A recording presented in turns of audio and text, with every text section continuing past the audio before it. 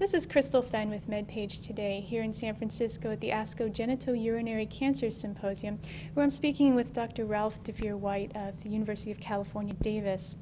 So Dr. deVere White, we've seen in the last week the American Cancer Society has updated its guidelines on prostate cancer screening to emphasize the shared decision-making that needs to happen between a physician and a man. So what do you think this will mean for urologists and others on the front lines of prostate cancer screening? Well, I think the first thing to say is that for the last 5 years, the AUA has very much agreed this should be a shared decision. And if you look at PSA testing, if you take the reduction in mortality of about 24%, virtually all of that has come from treating early disease. And at least some of that is clearly due to PSA testing. So our concern is not that there should be shared decision making. There absolutely should be.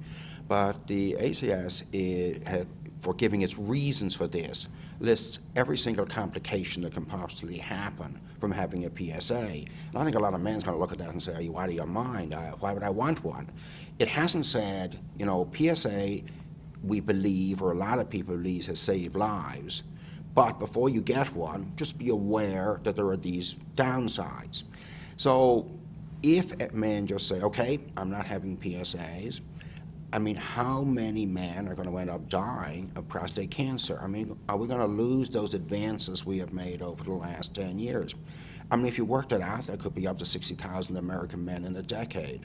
So the shared decision-making, yes, just it should be a balance. And we're worried that the new guidelines really, because of the way the question is framed, isn't really balanced.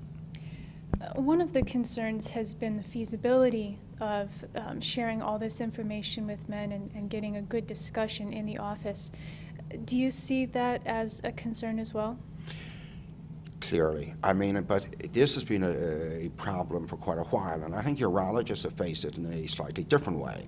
We see a lot of patients who've had their PSA, and it's elevated, and we now feel you have to have a discussion with that patient before they get a biopsy, because if you get the biopsy and you bring them back and you say, look, you had a PSA to find cancer early, you had a biopsy to find it early, we do better, and you say, look, we found some cancer, but good news, we don't need to treat you, the patient gets incredibly confused. So we have done that. I think in terms of the PSA, truthfully, it's going to come by putting it either on a sort of web page, by putting it in pamphlets. I don't think you're going to be able to have, you know, primary care doctors sitting down for long-term discussions. Nurses can do it. I mean, it's not difficult. So we have to work out a way to do it. And I think a combination of the doctor, the nurses, and I think that we should go out to the US2 groups. And I think we should ask them to sort of slightly relook at how they give out this message so it can be done. The debate over PSA has gone to Congress now in the last few days, and it's kind of reminiscent of what happened after the U.S. Preventative Services Task Force recommendations on mammography. There was a great deal of debate after that. Do you see that as something that might happen as well with this regard to PSA and prostate cancer screening? Yes, and I think that so two things could happen. One is the legislature could decide that they have other problems at the moment. They took a fair bashing over the mammography issue, and they may decide to leave this alone. The other side of it is that they're going to know that men are not nearly as vocal as women, that this may represent a way to save some money, and they may just come down against PSA screening. And then, of course, if that happens, what will happen is all of the health maintenance organizations will have a very good reason not to do it. So I hope they just leave it alone, because we really don't have the information.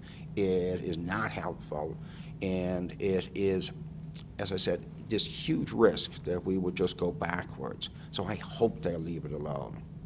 We've certainly seen a lot of data here at the Genitourinary Cancers Symposium with regard to PSA and other possible prostate cancer screening tests that are coming up. So it seems to be an active area. Thank you, Dr. deVere White. Here in San Francisco at the ASCO Genitourinary Cancers Symposium, I'm Crystal Fend, MedPage Today.